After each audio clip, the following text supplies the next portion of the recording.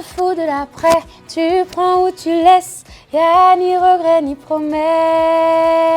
Salut, c'est Anouk, je suis avec Télé 7 jours et aujourd'hui on va parler de mon aventure à la Starac. J'ai vécu difficilement cette dernière semaine au château. Je pense que c'était la fatigue globale qui m'a mise dans un état où j'arrivais plus trop à bien chanter, j'avais la voix un peu fatiguée et puis surtout mentalement c'était dur de ne pas avoir de bulle d'air autre que l'aventure qui devenait aussi maintenant une compétition un peu serrée quoi.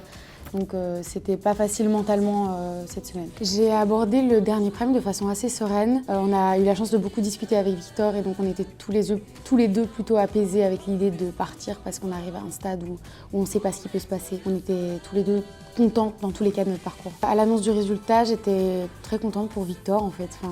Je sais pas, je pense qu'il le mérite. Et puis j'étais aussi contente de mon aventure. Je pense que j'ai pleuré après parce que les émotions sont venues et ça m'a émue. Mais j'étais hyper contente pour lui. Mais je pense surtout que quand je me suis inscrite à la Starac, je savais que c'était le public français qui votait. Donc c'est pas une surprise que les Belges ne puissent pas voter. Et puis en même temps, les Belges participent parce qu'on regarde tous la Starac.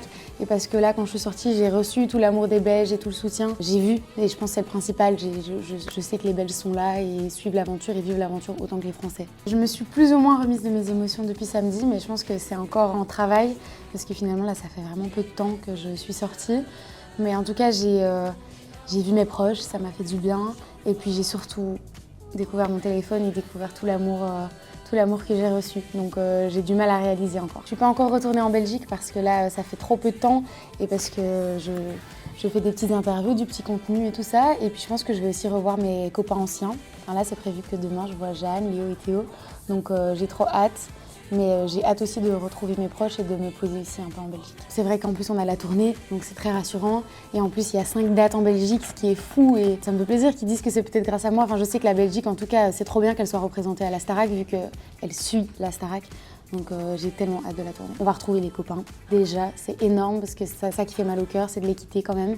Et puis de savoir qu'on va rencontrer le public dans des zéniths et participer à un show fait par Jonathan Jeanbrun. Enfin, ça va être trop bien. J'aime beaucoup le théâtre et donc ça m'intéresse, le monde du cinéma et cet art-là. Et en même temps, moi, ce qui me fait vibrer profondément, c'est la musique. Donc là, évidemment, je vais surtout me concentrer sur ça. Je ferme pas les portes à mes études de droit parce que j'avais pas fini et donc je pense que c'est toujours bien de finir quelque chose pour au moins avoir le diplôme aussi. Mais en tout cas, c'est pas perdu parce que j'ai surtout énormément appris sur le monde, c'est ce que je voulais, me cultiver et puis comprendre comment la société fonctionne. Donc c'est toujours dans ma tête et je pense que ça va même m'aider dans mon futur, entre guillemets, d'artiste. Mais en tout cas, là, je vais surtout me concentrer sur la musique, ça c'est sûr.